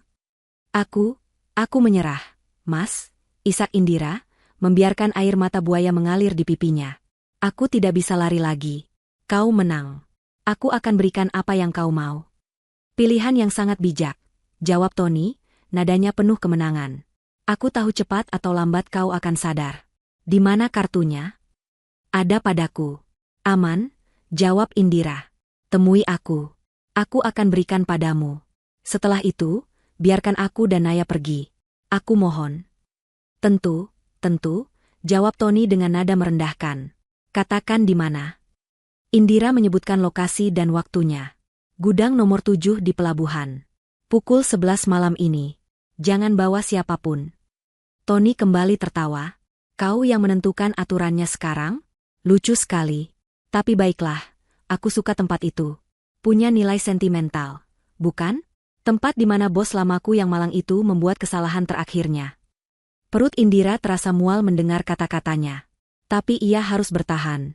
Datanglah sendirian, Indira. Jangan coba-coba melakukan hal bodoh. Karena aku akan tahu. Dan jika itu terjadi, aku akan pastikan putrimu yang manis itu yang akan membayarnya. Ancaman itu adalah bukti terakhir yang Indira butuhkan, bahwa ia sedang melakukan hal yang benar. Aku akan datang sendiri, bisik Indira. Bagus, kata Tony. Pilihan yang bijak. Sayang. Kita selesaikan ini sekali dan untuk selamanya. Panggilan itu berakhir. Indira menatap ponsel di tangannya. Tubuhnya gemetar hebat bukan hanya karena takut, tapi juga karena luapan adrenalin. Umpan telah dilempar. Dan sang predator telah memakannya mentah-mentah. Malam tiba dengan cepat, membawa serta udara dingin dan lembab khas pesisir. Langit gelap tanpa bintang, seolah alam pun sedang menahan napas, menunggu pertarungan yang akan segera terjadi. Sisa waktu beberapa jam sebelum pertemuan terasa berjalan begitu lambat, setiap detiknya dipenuhi oleh ketegangan yang menyesakan. Sesuai instruksi dari Pak Budi, sebuah mobil tanpa tanda menjemput Indira, Rina, dan Naya dari sebuah lokasi yang telah ditentukan. Mereka dibawa ke sebuah rumah aman sederhana yang dijaga oleh 2 orang polisi berpakaian preman. Di sana, Indira akhirnya bertemu dengan detektif Heru. Pria itu berusia akhir 50-an, dengan wajah tegas penuh kerutan pengalaman dan tatapan mata yang tajam seperti elang. Ia tidak banyak bicara, namun setiap katanya terasa berbobot. Saya sudah dengarkan rekamannya, kata Pak Heru langsung, suaranya berat dan serak. Suami Anda adalah orang yang berani. Sekarang tugas kita adalah memastikan pengorbanannya tidak sia-sia. Naya, yang sudah mengantuk, diserahkan dalam penjagaan Rina dan istri Pak Budi yang datang untuk menemani. Melihat Naya aman adalah satu-satunya hal yang membuat Indira bisa memfokuskan pikirannya pada tugas berbahaya di hadapannya. Pak Heru kemudian menjelaskan rencananya secara detail. Seluruh area di sekitar gudang nomor 7 sudah disterilkan dan diawasi. Lebih dari selusin petugas berpakaian preman akan mengambil posisi di titik-titik strategis. Indira akan dipasangi alat penyadap suara yang sangat kecil dan sensitif. Tugasnya sederhana namun sangat berbahaya, buat Tony tetap bicara. Pancing dia untuk mengakui semuanya sekali lagi. Mereka butuh pengakuan langsung yang direkam saat itu juga untuk memperkuat kasus, dan menutup semua celah hukum yang mungkin bisa dimanfaatkan oleh Tony. Anak buah saya akan bergerak begitu mendapat sinyal dari saya, jelas Pak Heru sambil menunjukkan sebuah tombol kecil yang disamarkan sebagai bros di kerah baju Indira. Tekan ini jika keadaan sudah di luar kendali. Tapi sebisa mungkin, biarkan dia bicara. Biarkan kesombongannya menjadi jerat bagi lehernya sendiri. Apa kamu siap? Indira menatap bayangannya di cermin. Wajahnya pucat, tapi matanya menyala dengan api tekad yang dingin. Ia bukan lagi Indira yang sama seperti tadi pagi. Ia bukan korban. Malam ini, ia adalah perpanjangan tangan dari keadilan untuk Vino. Saya siap, jawabnya mantap. Ia diberikan sebuah kartu memori palsu untuk dijadikan umpan. Kartu memori yang asli sudah diamankan oleh Pak Heru sebagai barang bukti utama. Saat waktu mendekati pukul 11, jantung Indira berdebar semakin kencang. Ia diantar menuju lokasi dengan mobil biasa, dikemudikan oleh seorang polwan. Mereka berhenti beberapa ratus meter dari gudang, dan Indira melanjutkan sisa perjalanan dengan berjalan kaki, sendirian. Gudang nomor 7 berdiri menjulang di kegelapan seperti kerangka seekor binatang purba. Catnya sudah mengelupas di mana-mana, dan bau karat bercampur dengan aroma asin air laut. Suara ombak yang menghantam pemecah gelombang di kejauhan menjadi satu-satunya musik pengiring. Sesuai rencana, Indira mendorong pintu besi besar yang ternyata tidak terkunci. Pintu itu berderit nyaring. Suaranya menggema di dalam ruangan yang luas dan kosong. Di dalam, hanya ada cahaya remang-remang yang masuk dari beberapa jendela kotor di bagian atas. Debu beterbangan di udara, menari-nari di bawah sorotan cahaya bulan yang tipis. Indira berjalan perlahan ke tengah ruangan, setiap langkahnya terasa berat. Ia bisa merasakan puluhan pasang mata tak terlihat yang mengawasinya dari kegelapan, para polisi yang bersembunyi. Namun, ia tetap merasa sendirian. Ia menunggu. 5 menit. 10 menit. Keheningan itu begitu mencekam, begitu berat, hingga ia bisa mendengar detak jantungnya sendiri. Apakah Tony tidak datang? Apakah pria itu merasakan jebakannya? Tiba-tiba, dari bayang-bayang di sudut terjauh gudang, sebuah sosok melangkah keluar. Itu Tony. Ia tidak masuk melalui pintu depan. Ia sudah ada di dalam, menunggunya. Ia bergerak tanpa suara, seperti seekor macan kumbang. Aku selalu suka caramu yang tepat waktu, Indira, kata Tony, suaranya menggema di ruangan kosong itu. Ia berjalan mendekat dengan langkah santai dan percaya diri. Wajahnya dihiasi senyum tipis yang sama seperti yang selalu ia tunjukkan di meja makan, namun kini senyum itu tampak seperti seringai iblis. Di mana kartunya? Tanyanya langsung. Indira mengangkat tangannya yang gemetar, menunjukkan kartu memori palsu yang terjepit di antara jari-jarinya. Ini yang kau mau? Benda yang membuatmu membunuh Mas Vino? Tanyanya, suaranya bergetar menahan amarah. Tony tertawa kecil, seolah geli dengan pertanyaan itu. Oh, ayolah. Jangan terlalu dramatis. Anggap saja itu sebuah pemutusan hubungan kerja yang dipercepat. Vino terlalu naif. Dia pikir dunia ini adil. Aku hanya memberinya pelajaran tentang bagaimana dunia ini sebenarnya bekerja. Ia terus berjalan mendekat, kini hanya berjarak beberapa meter dari Indira. Kesombongannya terpancar dari setiap gerak-geriknya. Ia merasa menang mutlak. Aku harus akui, rencanaku untuk mendekatimu sedikit lebih sulit dari yang kubayangkan. Lanjutnya, seolah sedang mengobrol santai. Kau begitu tertutup setelah dia mati. Tapi aku sabar. Dan putrimu, Naya. Dia adalah kunci yang sempurna. Anak-anak begitu mudah percaya. Mendengar nama Naya disebut oleh mulut kotor itu, amarah Indira memuncak. Jangan sebut nama anakku, bajingan. Tony mengangkat alisnya, terkejut dengan nada menantang Indira. Wow, ada apinya juga ternyata. Aku suka itu. Ia berhenti tepat di depan Indira. Tapi jangan khawatir, apinya akan segera padam. Kau tahu, bagian yang paling kunikmati dari semua ini adalah saat kau menatapku dengan penuh cinta. Saat kau berterima kasih padaku karena telah menyelamatkanmu. Itu sangat memuaskan. Kau tidak akan lolos begitu saja, desis Indira. Tony tersenyum semakin lebar. Senyum seorang psikopat yang menikmati penderitaan korbannya. Siapa yang akan menghentikanku? Kau? Wanita depresi yang berhalusinasi? Aku sudah menceritakan kisah yang sangat menyentuh pada media. Mereka semua percaya padaku. Ia menatap kartu memori di tangan Indira dengan tamak. Berikan itu padaku. Dan aku mungkin akan memberimu kematian yang cepat dan tanpa rasa sakit. Aku ingin tahu, kata Indira, memaksakan diri untuk terus berbicara, mengulur waktu. Kecelakaan seperti apa yang sudah kau siapkan untuk kami? Mata Tony berbinar jahat. Ia suka membanggakan kejeniusannya. Sebenarnya cukup puitis. Aku berencana merusak sistem gas di dapur. Sebuah ledakan kecil saat kau sedang memasak sarapan untuk Naya. Beritanya akan sangat tragis. Seorang ibu yang depresi secara tidak sengaja menyebabkan kebocoran gas, menewaskan dirinya dan putrinya yang malang. Semua orang akan berduka untukku, duda yang kehilangan dua keluarga. Ia mencondongkan tubuhnya lebih dekat, suaranya berubah menjadi bisikan yang mematikan. Jangan khawatir. Aku sudah siapkan lubang untukmu dan Naya, tepat di sebelah makam Vino. Romantis, bukan? Pengakuan itu adalah puncaknya. Sinyal yang ditunggu-tunggu. Tapi sebelum Indira sempat menekan tombol di kerahnya, Tony bergerak lebih dulu. Dengan kecepatan yang mengejutkan, ia menerjang maju. Bukan untuk menyerang Indira, tapi untuk merebut kartu memori di tangannya. Tangannya yang dingin dan kuat mencengkeram pergelangan tangan Indira, sementara tangannya yang lain menyambar kartu itu. Ia begitu dekat hingga Indira bisa mencium bau kemenangannya yang busuk. Matanya menatap lurus ke mata Indira, penuh dengan kekejian murni. Seringainya melebar saat jari-jarinya berhasil menyentuh kepingan plastik kecil itu. Detik itu, waktu seolah membeku. Tangan sang predator telah menyentuh umpannya. Detik ketika jari-jari dingin Tony menyentuh kartu memori palsu di tangan Indira, dunia yang tadinya sunyi meledak dalam kekacauan cahaya dan suara. Lampu sorot yang kuat tiba-tiba menyala dari segala penjuru, mengubah gudang yang remang-remang menjadi panggung yang terang benderang. Bayangan-bayangan di sudut ruangan kini menjelma menjadi puluhan sosok tegap berpakaian preman yang bergerak serentak, mengepung mereka dari segala arah. Polisi! Jangan bergerak! Lepaskan dia! Teriakan yang menggema itu menghantam Tony seperti sambaran petir. Wajahnya yang tadi dihiasi seringai kemenangan, kini membeku dalam ekspresi syok dan ketidakpercayaan total.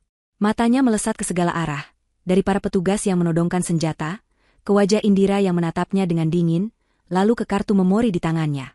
Dalam sepersekian detik, ia sadar. Ia telah masuk ke dalam sebuah jebakan yang sempurna.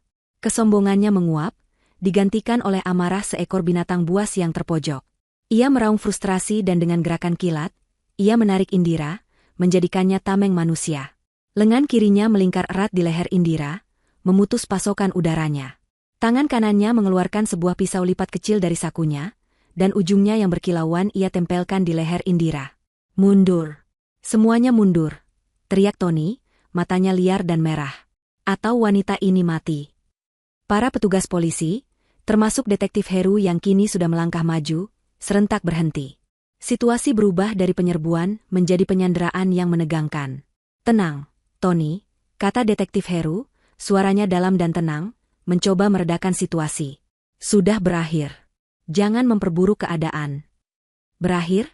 Tawa Tony terdengar histeris dan sumbang. Ini belum berakhir sampai aku mendapatkan apa yang aku mau. Ini semua salahnya.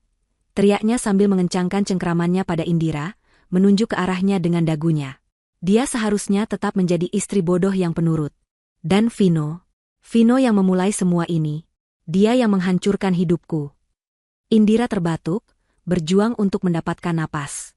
Rasa takut yang tadi sempat ia tekan kini kembali merayap, dingin dan tajam seperti ujung pisau di lehernya. Tapi di tengah rasa takut itu, ada sesuatu yang lain. Amarah. Ia tidak akan mati di sini. Ia tidak akan mati sebagai korban tak berdaya di tangan monster ini, setelah semua yang ia lalui. Ia teringat latihan bela diri singkat yang pernah ia ikuti bersama Vino bertahun-tahun lalu.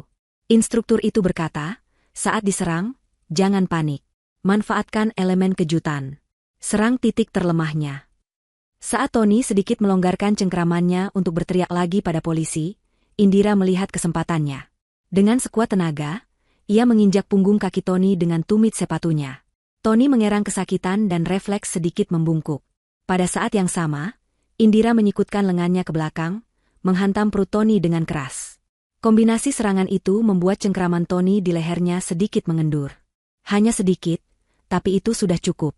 Cukup bagi Indira untuk menghirup udara dan memutar kepalanya. Tony, yang marah karena perlawanan itu, kembali mencoba mengencangkan cengkeramannya. Detektif Heru terus mencoba berbicara, mengalihkan perhatian Tony. Kau pria yang cerdas, Tony. Kau tahu kau tidak punya jalan keluar.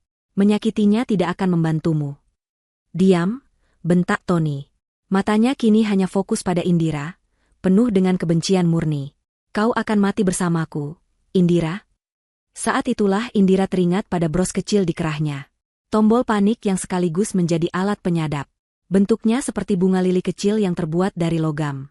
Cantik, tapi keras dan punya pin yang tajam di belakangnya. Itu bukan sekadar tombol. Itu adalah senjatanya.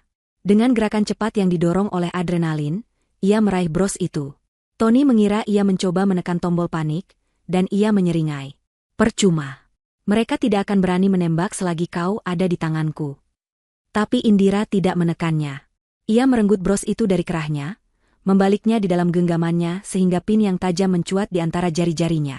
Dan saat Tony kembali berteriak pada polisi, Indira menghujamkan pin tajam itu ke punggung tangan Tony yang sedang memegang pisau. Arg! Tony menjerit kesakitan dan kaget. Refleks, tangannya yang tertusuk terlepas dari pisaunya. Pisau itu jatuh berdentang di lantai beton. Kehilangan senjatanya membuatnya panik. Cengkeramannya di leher Indira goyah selama sepersekian detik. Sepersekian detik itu adalah keabadian bagi tim polisi yang sudah bersiaga. Sekarang, teriak detektif Heru. Dalam sekejap, gudang itu dipenuhi oleh gerakan. Dua petugas menerjang dari sisi kiri, menabrak Tony seperti banteng terluka. Indira terdorong ke depan, jatuh tersungkur, namun ia segera berguling menjauh dari pergulatan itu. Petugas lain datang dari segala arah, menumpuk di atas tubuh Tony yang meronta-ronta dengan brutal. Terdengar suara umpatan, geraman, dan benturan tubuh. Pergulatan itu berlangsung singkat. Segera, Tony sudah tertelungkup di lantai, kedua tangannya diborgol dengan kasar di belakang punggungnya. Wajahnya yang tadi tampan kini kotor oleh debu dan darah dari hidungnya yang terluka, dipenuhi oleh ekspresi kekalahan dan kebencian yang paling murni. Beberapa petugas membantu Indira berdiri. Seluruh tubuhnya gemetar hebat, kakinya terasa seperti jeli. Polwan yang tadi mengantarnya datang dan menyelimutinya dengan jaket. Dari pintu depan, Pak Budi berlari masuk dengan wajah cemas. Melihat Indira selamat, ia menghela napas lega. Detektif Heru berjalan mendekati Tony yang kini sudah didudukan. Ia berjongkok, menatap langsung ke mata sang psikopat. Di rekaman suamimu, kau bilang dia terlalu lurus dan naif, kata Heru, suaranya pelan dan mematikan. Tapi kau yang naif, Tony. Kau meremehkan kekuatan seorang ibu yang melindungi anaknya. Dan kau meremehkan kekuatan seorang suami yang melindungi keluarganya, bahkan dari alam kubur. Dua orang petugas mengangkat Tony dengan paksa. Saat diseret melewati Indira, ia berhenti sejenak. Ia menatap Indira, bukan dengan penyesalan, tapi dengan kebencian yang begitu pekat hingga terasa seperti racun. Ini belum selesai, desisnya. Indira menatap balik, tidak lagi dengan rasa takut, tapi dengan tatapan dingin seorang pemenang. Ia tidak mengatakan apa-apa. Keheningannya adalah jawaban yang paling telak. Saat Tony akhirnya diseret keluar dari gudang dan dimasukkan ke dalam mobil polisi, sirene yang tadinya senyap mulai meraung, memecah keheningan malam di pelabuhan. Suara itu bukan lagi suara bahaya bagi Indira. Malam ini, itu adalah suara kemenangan. Suara keadilan. Suara karma yang akhirnya datang menagih utangnya. Ia berdiri tegak di tengah gudang yang kosong itu, napasnya terengah-engah, tubuhnya lelah dan sakit. Namun hatinya untuk pertama kalinya dalam setahun terakhir, terasa ringan. Beban itu telah terangkat. Monster itu telah ditangkap. 6 bulan berlalu sejak malam mencekam di gudang tua itu. Musim telah berganti, membawa serta udara yang lebih hangat dan hari-hari yang lebih panjang. Bagi Indira dan Naya, 6 bulan itu adalah sebuah perjalanan panjang keluar dari lorong gelap trauma menuju secercah cahaya harapan. Proses peradilan Tony berjalan cepat dan menjadi sorotan media nasional. Bukti yang ada terlalu kuat untuk dibantah. Rekaman suara terakhir Vino menjadi pusat dari persidangan, diputar di ruang sidang yang hening hingga membuat para juri dan pengunjung bergidik ngeri. Ditambah dengan rekaman pengakuan kedua Tony yang disadap oleh polisi, kesaksian dari Pak Budi dan beberapa mantan kolega Vino, serta kesaksian Indira yang tenang dan tegar, tidak ada lagi keraguan di benak siapapun. Selama persidangan, Tony tidak pernah menunjukkan penyesalan. Ia duduk di kursi pesakitan dengan dagu terangkat, sesekali melemparkan senyum sinis ke arah Indira. Pengacaranya mencoba membangun narasi bahwa Tony adalah korban dari tekanan dan persaingan bisnis yang tidak sehat. Namun semua itu runtuh di hadapan bukti-bukti yang tak terbantahkan. Vonis hakim akhirnya jatuh, penjara seumur hidup, tanpa kemungkinan pembebasan bersyarat. Saat palu diketuk, keadilan untuk Vino akhirnya terasa tuntas. Indira menjual rumah lamanya. Terlalu banyak kenangan buruk yang menempel di dinding-dindingnya. Dengan sebagian hasil penjualan dan sisa peninggalan Vino yang berhasil diselamatkan dari aset Tony yang dibekukan, ia membeli sebuah rumah yang lebih kecil di kawasan yang tenang dan rindang. Rumah itu memiliki halaman belakang yang luas tempat Naya bisa berlari-larian, dan sebuah ayunan kayu di bawah pohon mangga. Rumah itu sederhana, tidak semewah yang dulu, tapi terasa jauh lebih hangat. Rumah itu adalah milik mereka, sebuah awal yang baru. Perlahan tapi pasti, mereka mulai menata kembali hidup mereka. Indira memutuskan untuk mengambil alih kendali perusahaan peninggalan Vino. Awalnya terasa berat. Ia harus belajar banyak hal dengan cepat. Namun, dengan bantuan dari orang-orang setia seperti Pak Budi yang bersedia menjadi penasihatnya, Indira berhasil. Ia tidak hanya mempertahankan perusahaan itu, tapi juga membuatnya berkembang. Ia melakukannya bukan untuk dirinya sendiri, tapi untuk Naya, dan untuk menghormati warisan dan kerja keras Vino. Naya juga menunjukkan ketangguhan yang luar biasa. Tentu saja ada bekas luka. Ia sempat menjalani beberapa sesi terapi dengan psikolog anak untuk membantunya memproses trauma yang ia alami.